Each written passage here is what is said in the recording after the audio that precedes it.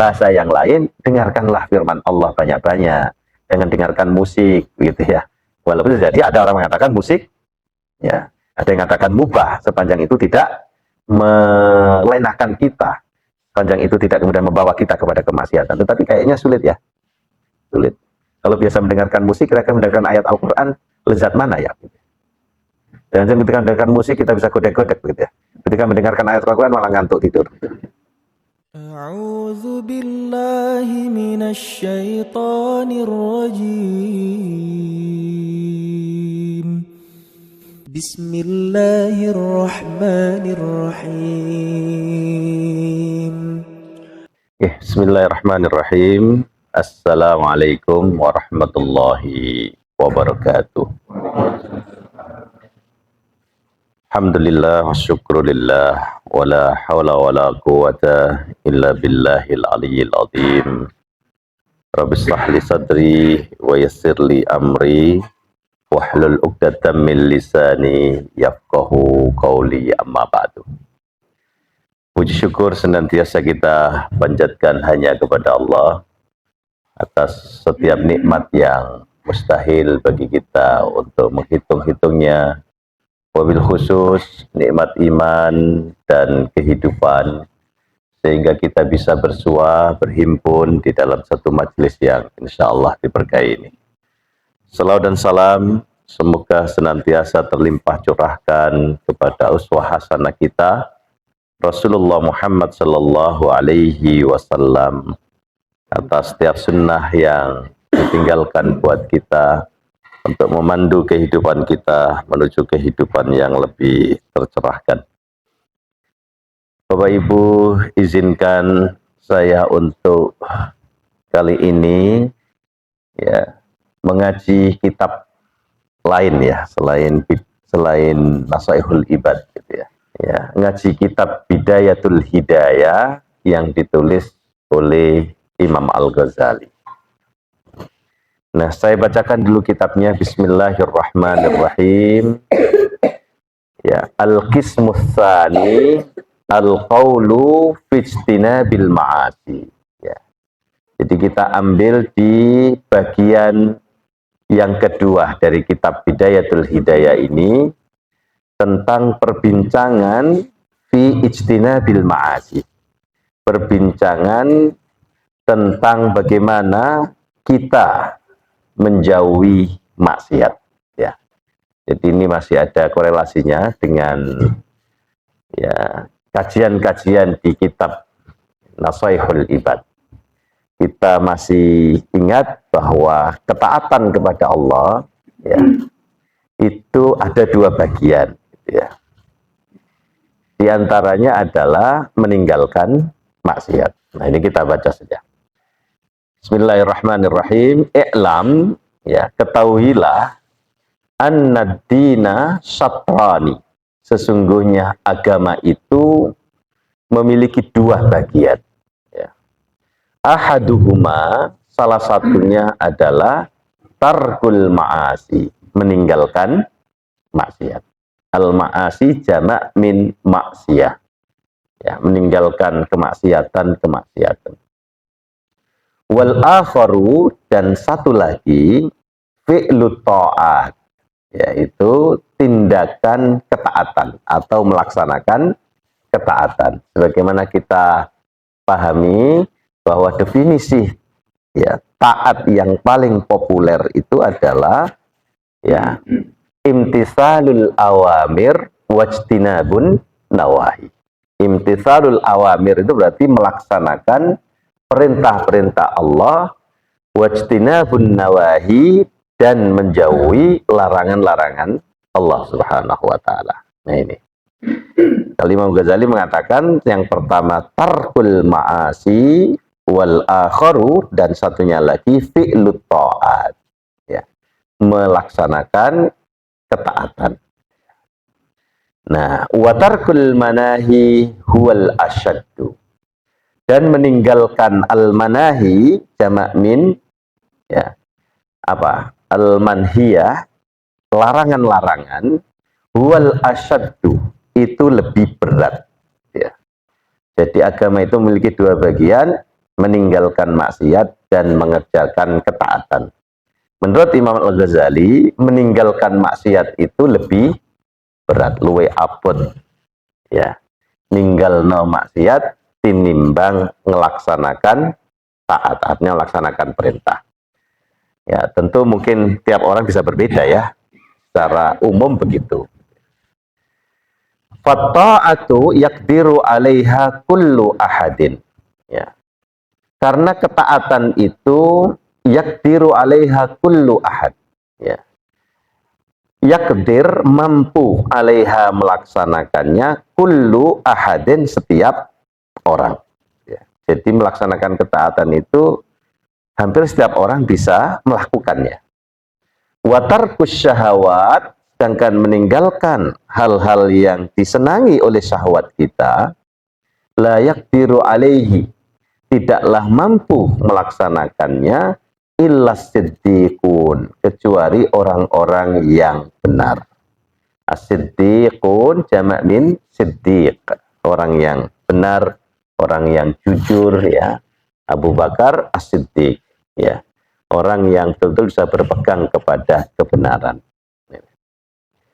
Walidzalika, oleh karena itu, qala Rasulullah sallallahu alaihi wasallam, bersabdalah junjungan kita Rasulullah Muhammad sallallahu alaihi wasallam dalam satu hadisnya, al-muhajiru man hajaras su'a. Al-muhajir, orang yang berhijrah, ya, man hajaras su', yaitu orang yang meninggalkan, menjauhi as-su'a, ya, kemaksiatan, kejahatan, ya.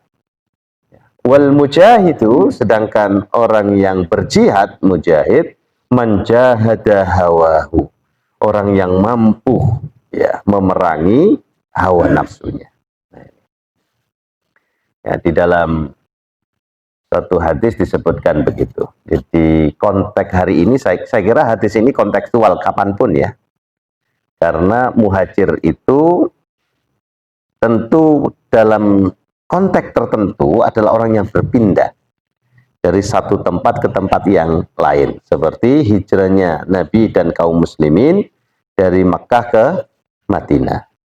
Tapi dalam makna yang lebih fundamental sesungguhnya, hijrah itu adalah meninggalkan maksiat, artinya berpindah, ya, dari kondisi melakukan maksiat menuju kondisi tidak melakukan maksiat. Al-muhajiru man hajaras su'a wal mujahidu man jahada hawahu. Nah, ini dipakai oleh Imam Al-Ghazali untuk menjadi satu alasan teologis bahwa meninggalkan maksiat hawa yang disukai oleh hawa nafsu itu lebih berat daripada melaksanakan ketaatan. Nah, ini. Jadi agama itu ada dua bagian. Yang pertama adalah meninggalkan maksiat, yang kedua adalah mengerjakan taat. Ya. Tetapi meninggalkan maksiat itu lebih berat. Nah, sebagaimana yang tadi saya sebutkan, ya sesungguhnya definisi dari ketaatan yang paling populer itu ya dua hal yang sebenarnya saling melengkapi, tidak boleh dibeda-bedakan sebenarnya. Harus keduanya dikerjakan. Imtitsalul awamir wajtinabun nawahi. Jadi melaksanakan perintah juga meninggalkan larangan. Tetapi babu tarkil maksiyah itu lebih berat dan medannya itu lebih luas gitu ya. Sehingga kita ya, memiliki definisi tentang ketaatan itu yang betul-betul luas gitu ya. Tidak sekedar melaksanakan perintah, juga meninggalkan larangan. Nah, ini juga memberikan hikmah kepada kita agar kita ini tidak gampang menjustifikasi orang lain gitu ya. Ya, kita sebut orang yang taat itu orang yang banyak ke masjid semata, tidak begitu ya. Jadi ini kalau menurut Gus Baha, imtitsalul awamir wajtinabun nawahi itu satu kesatuan yang harus kita lakukan untuk menegakkan agama. Ya, tidak hanya sekedar melaksanakan ketaatan perintah Allah, tapi juga harus meninggalkan nawahi, ya, al-manhiyat, ya, maksiat yang dilarang, ya. Sehingga kita memiliki cara pandang yang utuh begitulah. untuk mengevaluasi diri kita itu menjadi utuh, tidak terpenggal gitu ya. Jadi kalau kita sudah sering ke masjid, melaksanakan sholat berjamaah, puasa juga kita laksanakan, nggak pernah putus, begitu ya. Itu disebut kita orang taat, iya. Ya, tapi tidak berhenti di situ.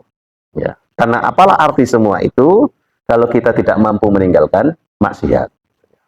Sebaliknya juga ketika kita menilai orang lain, kita tidak gampang kemudian mencap, oh ini orang soleh, karena banyak ke masjidnya, walaupun sering nyakiti hati tonggone. Gitu ya. Nah itu, kita nggak gampang kemudian orang ini nggak pernah ke masjid nih, nggak soleh ini. Belum tentu, gitu ya. Belum tentu. Bisa jadi dia ya mungkin kurang berkesempatan ke masjid, tetapi dia kuat pada ijtinabun nawahi, gitu ya. Sehingga kita tidak gampang kemudian menilai orang ini soleh dan tidak soleh hanya pada satu bagian semata. Bahwa ketaatan itu utuh, sebagaimana agama itu utuh, dua bagian yang saling menyempurnakan.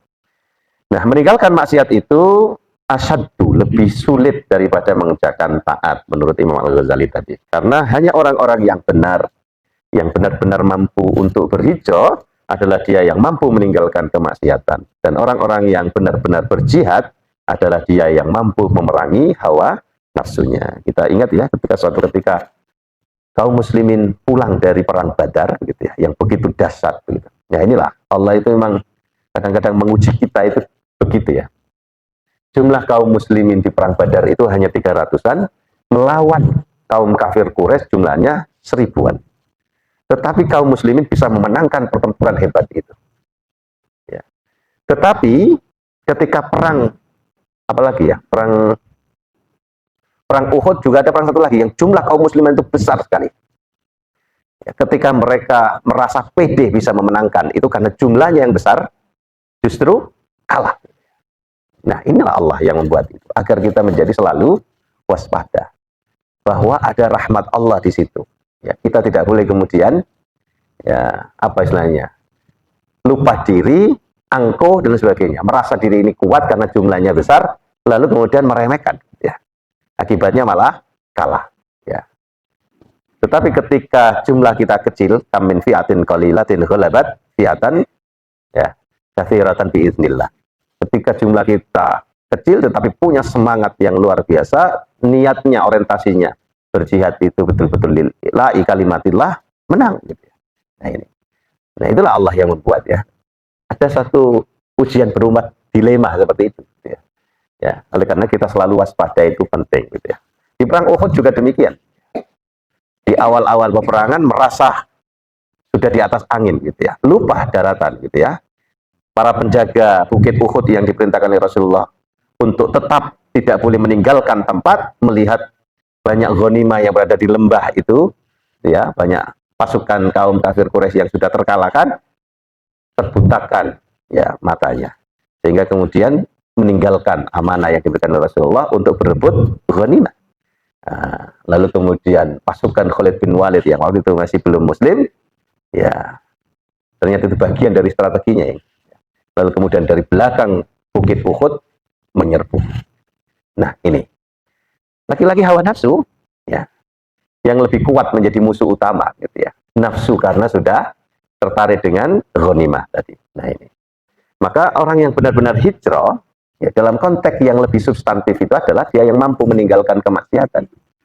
Ya, artinya meninggalkan tempat menuju ke tempat yang lain itu lebih karena dorongan dia bisa melakukan sesuatu yang lebih baik. Ya. Tentu kalau diminta untuk menetap kita lebih suka gitu ya. Ini kan para muhajirin semua kebanyakan ya. Ya Pak Usama malah menyeberangi pulau gitu ya. Untuk berhijrah ke sini gitu ya. Ya, untuk berhijrah gitu ya. Dan mudah-mudahan hijrahnya li'ilai kalimatillah gitu ya. Dan dipertemukan jodohnya di sini kan gitu dah. Gitu. Karena man hajarah limra'atin ya, karena siapa yang hijrahnya untuk perempuan ya dia akan mendapatkan perempuan untuk dinikahinya kan gitu hadis Nabi ya.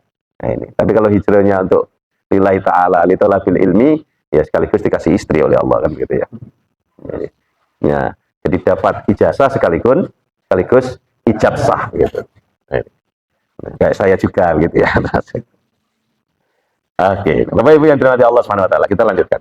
Wa'lam, dan ketahuilah, kata Imam Al-Ghazali, annaka innama ta'sillaha ta'ala bijawariha wa hiya ni'matun minallahi 'alaika wa amanatun ladaika. Ya. Sesungguhnya kamu ketika engkau berbuat maksiat kepada Allah bijawarihika, dengan anggota tubuhmu, ya, jawarih, ya, anggota tubuh, mata, telinga, ya, tangan, kaki, ya. Wa hiya ni'matun minallahi 'alaika wa amanatun ladaika. Ya, di mana anggota tubuh itu adalah nikmat dari Allah kepadamu, wa amanatun ladaika, dan di situ ada amanat yang diembankan, ya, pada dirimu oleh Allah melalui anggota badan itu. Fasti'anatuka bi nikmatillahi ta'ala ala maksiyati ghayatul kufran. Maka ketika engkau isti'anah, ya, isti'anah artinya nasta'in, artinya kami mohon pertolongan. Artinya kamu berbuat kemaksiatan dengan mengambil pertolongan dari nikmat Allah tersebut, ya, ya, ala maksiati, ya, untuk melaksanakan kemaksiatan, maka itu adalah ghayatul kufran, itu adalah puncak dari kekufuran nikmat Allah. Nah, ini Imam Al-Ghazali betul-betul apa ini ya, ekstrim banget ini. Allah memberikan kita ini apa namanya, anggota tubuh itu adalah nikmat yang Allah berikan.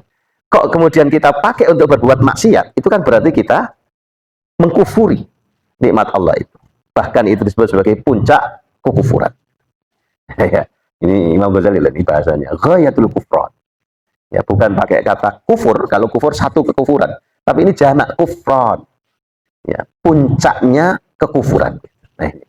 Wa khiyanatuka fi amanatin, sekaligus itu adalah pengkhianatanmu terhadap amanah auda'akaha Allahu, yang Allah titipkan kepadamu, maka itu juga termasuk ghayatut tughyan, puncak dari pengkhianatan. Ini bahasanya bahasa ekstrim banget ini Imam Ghazali. Ya. Jadi kalau kita melakukan kemaksiatan, ingat perkataan Ghazali ini. Ya, ketika kita melakukan kemaksiatan dan kita meminjam anggota tubuh kita, yang itu adalah nikmat dari Allah, maka sesungguhnya kita sedang melakukan puncak kekufuran sekaligus puncak pengkhianatan. Nah, ini kira-kira ngeri nggak Bapak Ibu? Tapi kadang-kadang kita ini kan lupa begitu. Dikasih nikmat mata, tapi justru kita gunakan untuk melihat hal-hal yang tidak diridhoi oleh Allah Subhanahu wa Ta'ala. Logikanya begitu. Dikasih lisan, seharusnya itu adalah nikmat yang luar biasa untuk banyak kita gunakan berzikir, ya, menghiasinya dengan banyak bersolawat kepada Nabi, ya, berdoa, bermunajat, dipakai untuk ghibah. Nah, ini bukan pada tempatnya. Maka pantas Imam Ghazali mengatakan, ya, disebut dengan ghayatul kufran wa ghayatut tughyan, ya, puncak kekufuran dan puncak pengkhianatan. Fa inna a'dha'aka ra'ayaka, karena sesungguhnya semua anggota tubuhmu itu adalah ra'ayaka. Itu adalah tadi kaitannya dengan apa namanya, tughyan tadi, ya. Itu adalah sesuatu yang dititipkan yang harus kamu pelihara. Sebagaimana rakyatmu, ra'ayaka, penggembalaanmu, gitu, harus dijaga, harus dirumat, gitu ya, pada tempatnya yang terbaik, gitu ya. Fangdur kaifa tar'aha, maka lihatlah bagaimana engkau memeliharanya. Karena setiap orang akan diminta pertanggungjawaban terhadap apa yang dia pelihara, dia pimpin, ya. Sebagaimana hadis Nabi, fakullukum ra'in, setiap diri kalian adalah pemimpin. Ya, ra'in dalam arti yang literal artinya penggembala, ya, pemelihara. Wa kullukum mas'ulun an ra'iyati, dan setiap kalian adalah bertanggung jawab terhadap rakyatnya, terhadap apa yang menjadi tanggungan, ya, pemeliharaannya, penjagaannya. Nah, anggota tubuh ini adalah ru'aya, itu adalah amanat tanggung jawab di bawah pemeliharaan kita. Kok dipakai untuk berbuat bukan pada tempatnya, maka itu akan dipermasalahkan nanti ketika di hadapan persidangan Allah Subhanahu wa Ta'ala. Li'anna kullana mas'ulin an ra'iyati. Karena setiap kita itu adalah bertanggung jawab terhadap apa yang diamanahkan kepada kita. Nah, ini Bapak Ibu. Nah, mudah-mudahan diksinya Imam Ghazali ini selalu mengingatkan kita, ya. Ketika kita mau berbuat maksiat itu ingat ini kita. Berhenti. Ini pengkhianatan ini. Nah, itu. Ini berhenti. Ini adalah puncak apa tadi? Kekufuran. nek sadar gitu ya. Nek kadang-kadang pas lagi enak-enaknya maksiat ya, kadang-kadang kita terjang saja. Nah itu. Bahkan kalau tidak salah saya pernah membaca tulisannya Ibnu Qayyim Al-Ghazali, Ibnu Qayyim ya Al-Jauzi. Itu juga hampir sama redaksinya.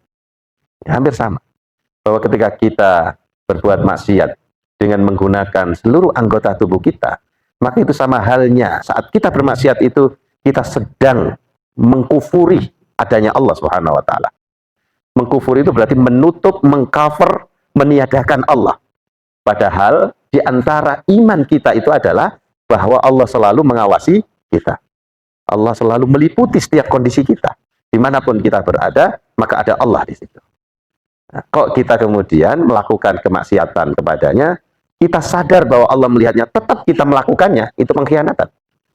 Itu sama dengan kemusyrikan, karena kita mengakui Allah ada, tetapi kita melakukan sesuatu yang lain, ya, yang dibencinya. Seakan-akan kita melakukan penghambaan kepada sesuatu yang lain. Itu kan sama dengan musyrik. Tapi kalau kita melakukan kemaksiatan dan kita menafikan adanya Allah, maka itu adalah kekufuran. Nah, ini sama bahasanya Ibnu Qayyim Al-Jauzi juga hampir sama. Jadi berbuat maksiat itu tidak ada baiknya sama sekali. Ya, tidak ada baiknya. Dalam perbuatannya enggak baik, ya, kondisi ketika berbuat itu juga secara teologis juga bersentuhan dengan keimanan dan kekufuran kita. Nah ini. Ya, kalau Imam Ghazali hanya mengatakan kufur nikmat gitu ya. Tapi kalau Ibnu Qayyim Al-Jauzi tidak hanya kufur nikmat, tetapi kufur secara akidah gitu ya. Nah ini. Ini untuk menunjukkan, mengingatkan kita bahwa ternyata itu nggak main-main gitu. Bukan sesuatu hal yang remeh ketika kita berbuat maksiat ya. Jadi melakukan maksiat itu adalah puncak kufur nikmat, puncak pengkhianatan terhadap amanah yang diberikan kepada kita. Halo Bapak Ibu. Kita paham kalau begini ya. Secara kognitif kayaknya gampang kita terima gitu logikanya. Tapi ini pas lagi ya, hilang kesadarannya gitu ya. Itulah manusia ya. Makanya betul-betul dikatakan tadi al-muhajiru man hajara, ya, yang mampu meninggalkan as-su'ah tadi itu. Karena memang ya, kita ini manusia yang kadang-kadang lemah dalam hal itu. Khata'un kata Nabi, dia selalu berbuat salah gitu. Makanya al-imanu yazdadu wa yanqus ini di sini. Kalau saat seperti ini ngaji begitu kita paham, masuk logika kita gitu ya. Ini ada masuk Pak Eko gitu ya. Ini pas lagi imannya memuncak gitu. Ya nggak nunggu lama ketika keluar, lalu sambil mau keluar jagrongan sebentar terus ngerasani tonggone gitu. Nah, kemana tadi ilmu yang barusan kita? Ya itulah kita, begitu lemahnya kita. Tapi disinilah letak perjuangan begitu ya. Letak kita itu mujahid, jihad sesungguhnya itu di sini. Bagaimana kita tetap bisa ngempet, menutup rapat-rapat lisan kita itu untuk tidak gibahi orang gitu ya. Pertama baik-baik ngomong tentang satu topik gitu. Tiba-tiba kemudian loh, kok iso rono-rono gitu ya. Terus mulai ngocai tonggone gitu. Naudzubillah min dzalik. Mudah-mudahan kita bisa terus waspada gitu ya. Ya. Oke. Wa'lam kata Al-Ghazali, ingatlah, ketahuilah, anna jami'a a'da'ika satashhadu 'alaika fi arasatil qiyamati bilisanin dzalikin. Ya. Ketahuilah, sadarilah, sesungguhnya seluruh anggota tubuhmu satashhadu 'alaika akan menjadi saksi ya, atasmu fi arasatil qiyamah. Ya, di atas di halaman. Arasat itu artinya saha. Saha itu artinya lapangan, halaman. Maksudnya di hamparan persidangan di hari kiamat nanti bilisanin dzalik. Dzalik artinya fasih, dengan lisan yang fasih. Ya. Jadi semua anggota tubuh kita, tangan, mata, telinga, ya, kaki, bahkan seluruh anggota tubuh kita semuanya nanti akan bersaksi, ya. Di mana mulut terkunci, semua itu akan bersaksi dengan bahasa yang terang benderang, yang mudah dipahami. Fasih, dzalik, yang tidak ada dalil yang bisa menolaknya. Fasih, dzalik ya. Yafdahukallahu ta'ala ala mala'in minal khalaiki. Ya. Yafdahu itu artinya menyingkap di mana di situ Allah menyingkap segala keburukanmu. Ya, ala malain, ya, segala keburukan yang itu ala mala, ya, atas mala itu artinya jamaah minal khalaik, ya, di hadapan setiap, ya, manusia dari makhluk-makhluk Allah ini, ya, semuanya akan disingkap keburukannya di situ, ya, tidak peduli apakah dia kiai khos, kiai langitan, gitu ya, atau apalagi kita yang biasa saja ini, semua keburukannya yafdahullahu, akan disingkap oleh Allah, gitu ya. Tidak terkecuali, ya. Ya. Qala Allah Ta'ala sebagaimana firman Allah, yauma tasyhadu alaihim alsinatuhum, pada hari itu alsinatuhum, ya, wa aidihim wa arjuluhum, lisan-lisan mereka, tangan-tangan mereka, kaki-kaki mereka, tasyhadu alaihim, memberikan kesaksian atas apa yang telah dilakukan, ya, bima kanu ya'malun, atas apa yang mereka lakukan. Nah, ini di dalam ayat yang berbeda, al-yauma nakhtimu ala afwahihim, pada hari itu kami kunci rapat-rapat afwahihim, ya, mulut-mulut mereka, wa tukallimuna aydihim, dan tangan-tangan mereka berbicara kepada kami, wa tashhadu arjuluhum, dan kaki-kaki mereka bersaksi bima kanu yaksibun, tentang apa yang telah mereka lakukan. Seperti lagunya Krisya itu, ya. Gimana judulnya, apa itu lagunya itu? Yang konon katanya ketika menyanyi, yang ditulis oleh Pak Taufik Ismail, ya, liriknya, di mana Krisya hanya mampu menyanyikan sekali lagu itu, ya, diulangi kembali dia nggak kuat karena sudah bercucuran air mata, sangat menyelami, ya, lirik yang itu digubah, ditulis oleh, ya, Pak Taufik Ismail, ya, karena inspirasi dari ayat-ayat ini, ya, yauma tasyhadu alaihim alsinatuhum wa aydihim wa arjuluhum bima kanu yaksibun ya'malun, al-yauma nakhtimu ala afwahihim wa tukallimuna aydihim wa tashhadu arjuluhum bima kanu yaksibun. Nah, ini, ya, ketika mulut terkunci, gitu ya. Nah, jadi yang pertama surat An-Nur ayat 24, yang kedua itu surat Yasin ayat 65, gitu ya. Kira-kira yang sering membaca Yasin itu paham nggak ayat ini, ya? Kalau paham mestinya nangis, gitu ya.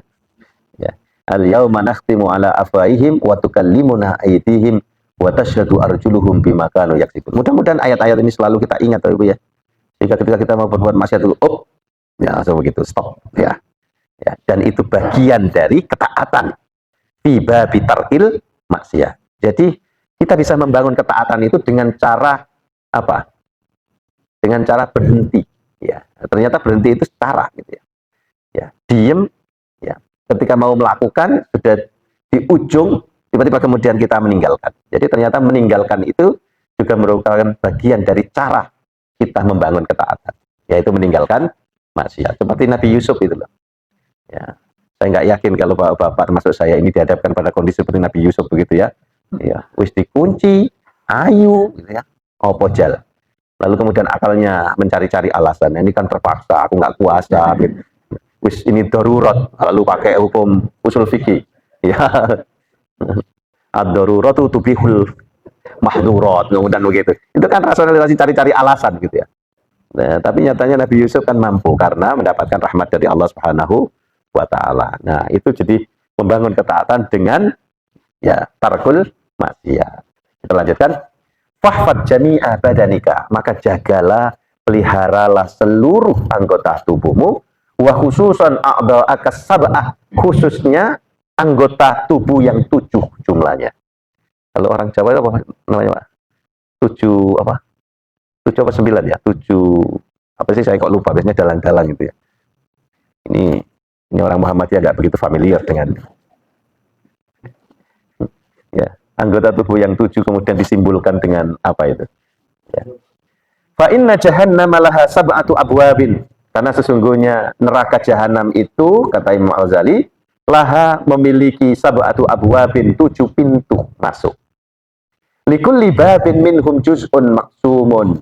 Setiap pintu itu, ya, memiliki bagian-bagian yang sudah, ya, maksum, tertetapkan, ya. Wala yata'ayyanu litilkal abwabi illa man asallaha ta'ala bihadhil a'dha.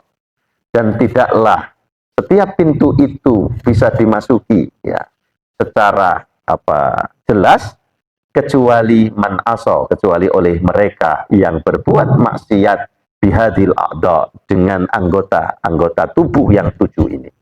Jadi nih, sering maksiatnya itu mata, maka dia masuk jahanam dari pintu ya babul ain gitu ya, pintunya mata gitu. Jadi berarti bareng-bareng ini.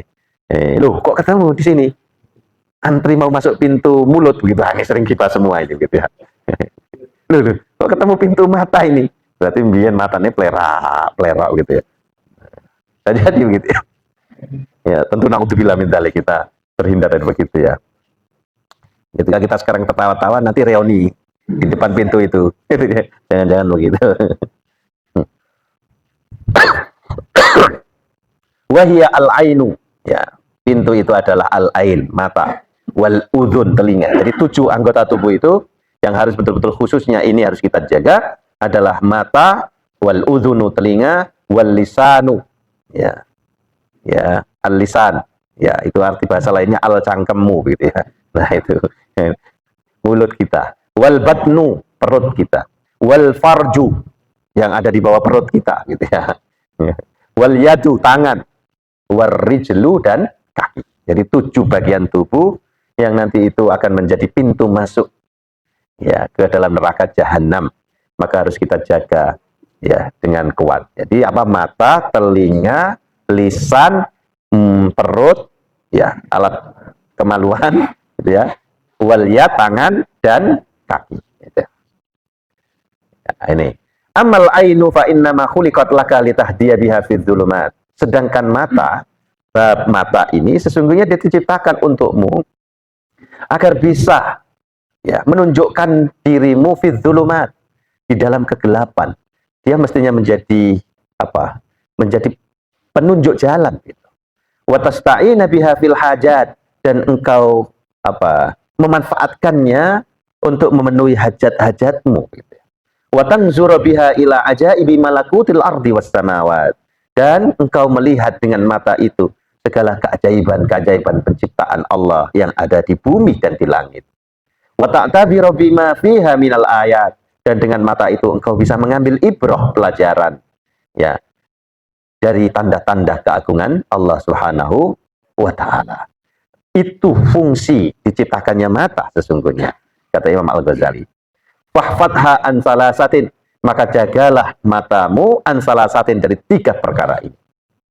Ya, agar tidak masuk ikut antri di depan pintu mata menuju ke jahanam. Yang pertama, antang zurabiha ila ghairi mahramin. Ya, jagalah matamu untuk tidak melihat ya ila ghairi mahramin, pada sesuatu yang tidak diperkenankan, yang diharamkan. Ya. Wa ila suratin malihatin bisyahwati nafsin, dan kepada gambar-gambar yang itu malihah, yang itu menyenangkan, bisyahwati nafsin, nafsu syahwatmu. Hati-hati dia. Nah ini. Yang kedua, tangzura biha ila muslimin bi'ainil ihtikar. Jagalah matamu ya agar tidak melihat ya ila muslim, kepada orang muslim, bi'ainil ihtikar, dengan pandangan penghinaan. Lalu yang ketiga, jagalah matamu antattali'a biha ila aibin muslimin, untuk mencermati, menelisik, ngepoi ya aib-aibnya orang muslim yang lain. Nah ini. Jadi nasihatnya Imam Al-Ghazali di sini. Jadi fungsi mata itu ya diciptakan oleh Allah buat kita itu untuk menjadi petunjuk, pengarah jalan kita di dalam kegelapan, dan gak nabrak gitu ya. Wa tasta'ina biha fil hajat, dan juga dimanfaatkan untuk memenuhi hajat-hajat kebutuhanmu. Juga untuk melihat segala keajaiban ciptaan Allah yang terbentang di bumi dan langit. Juga untuk bisa mengambil pelajaran dengannya ya, dari tanda-tanda, ayat-ayat, tanda-tanda keagungan Allah. Itu fungsi diciptakannya mata. Maka jagalah mata ini dari 3 perkara. Ya, 1, tidak melihat sesuatu yang diharamkan, seperti contohnya gambar-gambar yang itu menyenangkan syahwatmu. Apalagi sekarang ya zamannya, di mana teknologi informasi dan komunikasi kita ini betul-betul luar biasa memanjakan aspek visual kita gitu ya, melalui gambar, video, dan lain sebagainya. Itu kan luar biasa. Dulu kayaknya kita melihat itu begitu sulit, ya. Sekarang begitu mudah, ya, gambar-gambar itu justru datang kepada kita, ya, di ruang yang paling privat di rumah kita, gitu ya, melalui gadget kita. Jadi cobaan kita, tantangannya hari ini lebih besar daripada umat-umat terdahulu, gitu ya. Hingga dulu ada guyonannya, ya, guyonannya. Kalau orang kampung dulu itu karena jauh dari kota, tidak bisa melihat bioskop dan lain sebagainya, ya, maka ya mandinya itu ya di kali bokong begitu, gitu ya. Tahu kali bokong nggak, ya? Dan mandi bareng dan sebagainya, itu kata siapa ya dulu ya? Suciwo Tejo atau siapa gitu ya. Nah, sekarang kali bokong tidak hanya di sungai, bantaran sungai, gitu ya, tapi sudah masuk di gadget kita semua dan masuk di dalam kamar-kamar kita yang merupakan ruang privat kita. Gitu ya. Itu mendandakan, menggambarkan bahwa kemaksiatan visual kita ini luar biasa. Ya, ini. Bila suratin malihatin bisyahwati nafsin, yang menyenangkan nafsu syahwat kita. Yang kedua, menjaga mata kita untuk tidak gampang kita gunakan dalam konteks menghina orang lain. Juga tidak untuk membaca, melihat, mentelaah aib-aib sesama muslim. Nah, ini jaga mata, ya. Nah, ini. Jadi melihat bukan mahram atau gambar yang membangkitkan syahwat. Juga kita menjaga mata untuk tidak melihat sesama dengan pandangan penghinaan. Juga tidak kita gunakan mata kita untuk melihat aib atau kekurangan orang lain, ya. Dan ini kan lebih gampang, Bapak Ibu, ya. Artinya kita ini lebih tertarik untuk melihat sesuatu yang kurang daripada yang lebihnya. Biasanya diberikan contoh kalau ada gelas kaca begitu, kemudian isinya air separuh, kira-kira yang lebih banyak kita lihat ruang kosongnya atau air separuhnya? Nah, kita menyebutnya separuh isi atau separuh kosong. Nah, kecenderungan kita lebih banyak melihat separuh kosong. Itu artinya kecenderungan kita memang melihat kekurangan orang lain daripada kelebihannya. Ya, nah ini. Mestinya kan kita bisa punya cara pandang selalu melihat aspek lebihnya. Gitu ya. Karenanya, siapa dulu yang pernah kita coba baca pendapatnya itu, Syekh Abdul Qadir Al-Jilani. Bahwa ketika kita berjumpa dengan orang kafir sekalipun, kita masih bisa melihat, ya, dengan husnudzon kita bahwa dia masih punya kelebihan dibanding kita. Karena bisa jadi dia nanti akan mendapatkan hidayah, lalu menjadi muslim dan mati husnul khotimah, sedangkan kita, ya, masih punya banyak peluang untuk berbuat maksiat dan meninggal dalam su'ul khotimah. Melihat seorang anak kecil, balita, juga selalu kita, kalau pandangan kita adalah setengah isi tadi, maka kita selalu melihat, oh, anak ini usianya masih kecil, dia belum berkesempatan berbuat maksiat, sedangkan saya, umur saya sudah panjang, maksiat saya lebih banyak darinya. Maka kita tidak meremehkan orang lain, tidak memandang hina orang lain. Nah, ini. Kita lanjutkan, Bapak Ibu. Wa ammal udhunu, sedangkan telinga, fahfadha an tusghiya biha ilal bid'ati awil ghibati awil fuhsi, gitu ya. Maka jagalah dia untuk tidak mendengar ilal bid'ati, pada hal-hal yang bid'ah, awil ghibah atau ghibah, awil fuhsi atau al-fahas. Apa fahas itu? Mendengarkan sesuatu yang fahsa, yang keji. Biasanya terkait dengan hal-hal yang, mohon maaf, terkait dengan hal-hal yang seksualitas, pornografi dan lain sebagainya. Nah, ini. Ya. Awil khawdi fil batil, ya, atau menjaganya untuk tidak larut, ya, di dalam kebatilan, ya. Au zikri masawi innas, atau dipakai untuk mengingat-ingat kejelekan-kejelekan manusia. Fa inna ma khuliqat laka litasma'a biha kalamallahi ta'ala.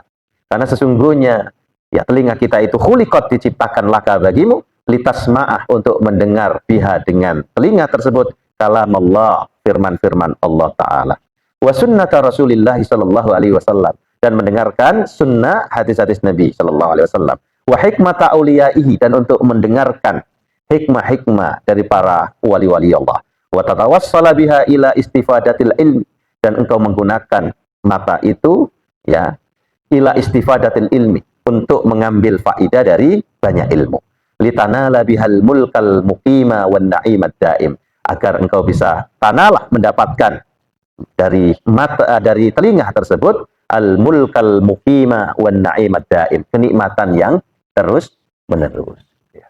Nah ini, sehingga kemarin kita pernah mengkaji itu ya, telinga ini kalau kita selalu pakai untuk mendengarkan sesuatu yang indah dalam konteks keduniaan, maka biasanya sulit untuk mendengarkan sesuatu yang sifatnya keindahan-keindahan ruhania.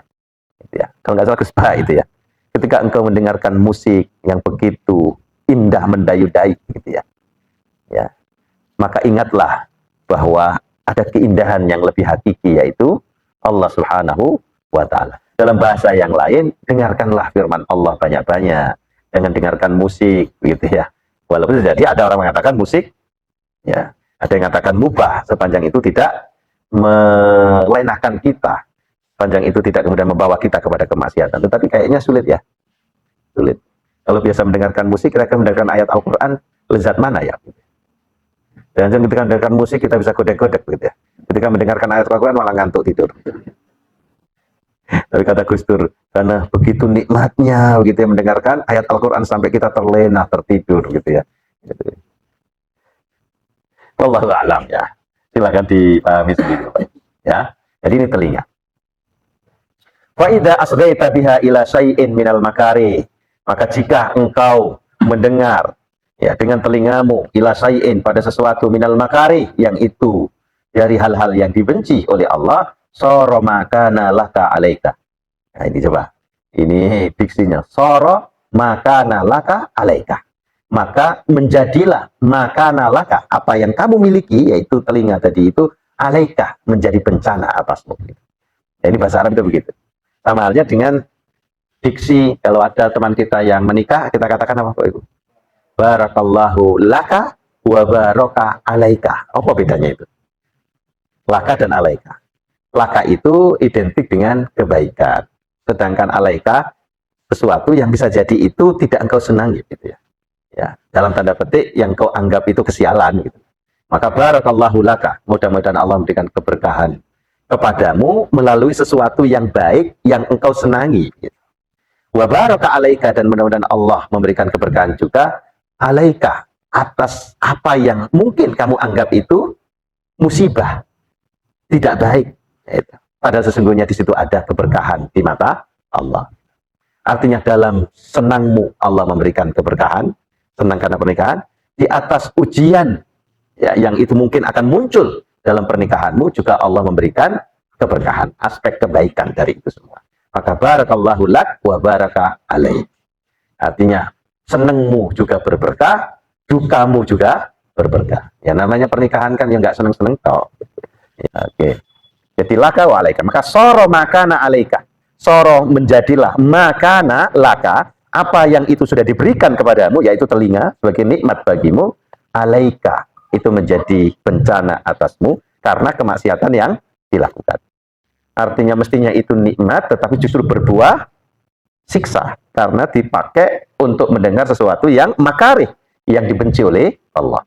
Wangqalaba makana sababa fauzika, maka kemudian dan terbaliklah sesuatu yang seharusnya menjadi sebab kebahagiaanmu, tapi justru menjadi sebab bencana bagimu. Fasara sababa halakika, dan dia menjadi sebab kehancuranmu. Ini bahasa Arab itu begitu Ibu ya. Jadi singkat tetapi maknanya padat gitu ya. Maka pantas kemudian Allah memilihnya menjadi bahasa firman-Nya gitu ya. Kalau di bahasa Indonesia kan gimana kira-kira? Panjang toh? Ya tadi itu saya nerjemahkan panjang sekali. Padahal hanya 1, 2, 3, 4, 5 kata gitu. Tapi maknanya ketika diartikan bisa panjang. Soro maka nalah ka alaika. Ya. Wa hadza ghayatul khusran, dan inilah puncak dari kerugian. Wala tazunanna annal itsma yahtassu bihil qailu dunal mustami', dan janganlah engkau sangka, engkau duga bahwa dosa itu yahtassu, itu khusus ya, terkena pada orang yang berkata, dunal mustami' ya, dan bukan pada orang yang mendengar. Ketika sedang gunjing orang gitu ya, dosa itu tidak hanya bagi orang yang bergunjing dengan mulutnya, tapi kita yang mendengar ada di situ, dan kita kemudian happy dengannya, mengiyakan bahkan mendukung, maka kita menjadi mustami gitu ya, itu juga terkena dosa ya. Maka jangan engkau duga, sangka, yakin bahwa dosa hanya milik yang yang memulai, yang ngomong begitu ya, tetapi yang mendengar juga dapat. Fafil khobari, maka di dalam hadis Nabi dalam khobar ya disebutkan ya, innal mustami'a syarikul qail. Ya, sesungguhnya orang yang mendengar itu ya menjadi sekutu dari orang yang berbicara. Wa huwa ahadul mukhtabaini, dan dia merupakan salah satu dari orang yang berghibah. Jadi yang memulai ngomong dan yang mendengar sama-sama terhitung ghibah gitu. Walaupun kita ini diam saja tapi kita mendengarkan gitu ya, sambil senyum, manduk-manduk, nggak ngomong begitu, tapi mendengarkan, yo podo ae gitu ya. Mustami, innal mustami'a syarikul qail wa huwa ahadul muqtabaini. Nah, ini. Jadi Bapak Ibu, ya kita belajar menjaga telinga ya, dari mendengarkan perkataan bid'ah, ghibah, keji dan batil, atau mendengarkan aib orang lain ya, dan dibiasakan mendengarkan ayat Al-Quran dan hadis Nabi, mendengarkan kearifan waliullah, mendengarkan kemanfaatan ilmu, dan lain sebagainya. Dengan begitu, maka nikmat yang Allah berikan berupa telinga kita itu menjadi sebab kita mendapatkan kenikmatan selanjutnya, tidak justru kemudian menjadi sebab apa? Inqalaba tadi, menjadi sebab kehancuran kita. Nah, ini kita berhenti di sini dulu Bapak Ibu. Sedangkan 5 anggota tubuh lainnya akan kita lanjutkan di pertemuan yang akan datang, kalau saya nggak sempat bikin edat untuk Nasaihul Ibad gitu. Saya kan tentu harus dilihat konteksnya ya. Ya, persis seperti yang tadi disebutkan, konteksnya misalnya untuk mencari solusi kemaslahatan bersama misalnya strategi perang dan lain sebagainya ya. Dan itu harus kemudian gibahi orang yang mungkin diindikasikan dia menjadi pengkhianat dalam hal itu ya. Ini kalau tidak diungkap misalnya, maka itu akan menjadi madharat yang besar gitu ya. Maka saat itulah bisa jadi kita akan ungkapkan gitu ya, dengan memberikan kewaspadaan ya, agar kita selalu berhati-hati terhadap orang ini gitu ya, dalam konteks tentu yang lebih luas peperangan misalnya. Sama halnya berbohong itu kan tidak boleh, tetapi dalam konteks tertentu ada bohong yang diperbolehkan gitu ya. Nah, biasanya Mubalik berikan contoh ya, berbohong dengan istri gitu ya, tapi konteksnya bukan karena dapat orang lain, selingkuhan, tidak gitu ya, gitu ya. Misalnya atau misalnya ada orang yang berbohong untuk mendamaikan gitu ya, orang yang berselisih, itu juga boleh gitu ya. Nah, saya jadi ingat istri saya kemarin waktu Sabtu yang lalu pulang dari sini, teman-teman di mobil, gimana ya hukumnya berbohong dengan orang tua yang dia sudah pikun begitu ya. Ya, dalam pikunnya itu pengen makan terus, padahal dia punya diabetes, punya ini gitu ya. Nah, anaknya kan harus menjaga gitu. Ya, ketika dia minta makan gitu, anaknya bilang belum matang masakannya gitu ya. Padahal wis mateng, tapi akan nggak selalu makan terus, padahal dia punya gula, punya ini. Gimana hukumnya ya? Nah, ya, dalam konteks itu apakah kita melanggar birrul walidain? Melanggar apa? Berbakti kepada orang tua, ini nggak ngasih makan gitu ya. Padahal 5 menit yang lalu sudah makan. Nah, mungkin dalam konteks itu berbohong juga boleh gitu, untuk kemaslahatan ini ya. Ya, tentu melihat ya hanya sebatas melihat ya, tetapi jangan sampai kemudian penglihatan ini menjadi sumber data yang kemudian kita masukkan di dalam syahwat kita gitu ya. Ya memang susah ya, hidup itu memang ya nggak semuanya mudah kan begitu ya. Tapi disinilah cobaannya gitu ya, disinilah cobaannya ya, gimana kita itu ya, dalam tanda petik ya, menjadi sufi di tengah keramaian gitu. Menjadi orang yang apa ya, orang yang betul-betul bisa menjaga diri di tengah keramaian memang nggak mudah ya. Melihat, sekedar melihat dalam konteks dagang gitu ya, tidak sampai kemudian lalu kemudian kita lihat si Ayu nih wong kira anak sopo ya, lalu kemana-mana, itu sudah ini ya. Kalau kita kemudian melihatnya ya, sekedar melihat dalam konteks kita fokus pada dagang yang kita bicarakan gitu ya. Tapi kemudian kok sudah menuju ke sana, istighfar cepat-cepat gitu ya. Apalagi laki-laki ya, laki-laki itu makhluk visual ya. Ya gampang begitu. Tapi jangan menjadi justifikasi. Ya memang saya ini tercipta sebagai makhluk visual gitu. Wajar lah ya, jangan begitu juga gitu. Ya. Artinya kalau sudah dia mengirimkan data kok menuju ke sana, malihatin li sahwati nafsin tadi, ya cepat-cepatlah istighfar. Kok nggak bisa juga, ya sudah. Ya, panggil istrinya untuk melanjutkan. Melanjutkan dagangnya kan gitu ya. Nah, itulah. Ya, kalau susah juga ya dua bagi tugas sama istrinya. Nanti kalau pembelinya cewek ya monggo Bu jenengan Bu. Kalau cowok ya nanti saya yang melayani ya. Silakan begitu, bagi tugas. Saya kira banyak cara yang bisa kita lakukan ya. Tentu cara, wah ini hak prerogatif Allah ini. Tapi kalau logikanya tentunya ya dosa yang telah kita lakukan sebelumnya tetap dalam hitungan ya. Tapi kalau kita bertobat, lalu semenjak itu ya mata kita kemudian dengan tobat kita kemudian kita jaga, ya tidak menjadi sumber kemaksiatan yang baru. Bagaimana dengan yang sudah dilakukan gitu ya? Ya kalau Allah kemudian menerima tobat kita, ya dan itu betul-betul Allah ampuni, ya mudah-mudahan diampuni, terhapuskan gitu ya. Itu ya. Ya, lagi-lagi wallahu a'lam gitu ya. Ya kita berharapnya begitu. Ya, kita berharapnya begitu. Artinya dengan taubat kita lalu kemudian dosa-dosa kita yang lampau itu bisa diampuni begitu ya. Karena memang ada perbuatan-perbuatan yang memang Allah menjanjikan begitu. Ya, menjanjikan begitu. Ya mudah-mudahan begitu ya. Husnudzon kita begitu. Ya. Serasa kita kemudian terlahir kembali menjadi manusia terbarukan dengan mata, telinga, anggota tubuh yang baru yang kita gunakan untuk ketaatan begitu ya. Itu Bapak Ibu. Ya, mudah-mudahan Allah memberikan keberkahan kepada kita, kebaikan-kebaikan yang berlimpah dari majelis ini. Minimal kita itu ingat gitu loh. Ketika mau berbuat maksiat itu, oh ya, apalagi saya itu, oh ya, saya pernah ngaji di hadapan jamaah Sang Surya ini. Masa kemudian saya melanjutkan maksiat saya, merasa malu. Nah, kira-kira begitu. Ya. Jadi ingatan gitu ya. Dan itu kemudian menjadi pintu kita untuk mengingat Allah bahwa Allah Al-Muhit, ya Allah yang selalu membersamai kita gitu ya. Sehingga tidak gampang kemudian kita melanjutkan berbuat maksiat. Saya harap itu, mari kita akhiri dengan doa kafaratul majlis. Subhanakallahumma wa bihamdika asyhadu an la ilaha illa anta astaghfiruka wa atubu ilaih. Mohon maaf sebesar-besarnya atas segala khilaf. Wassalamualaikum warahmatullahi wabarakatuh. Alhamdulillahi rabbil alamin.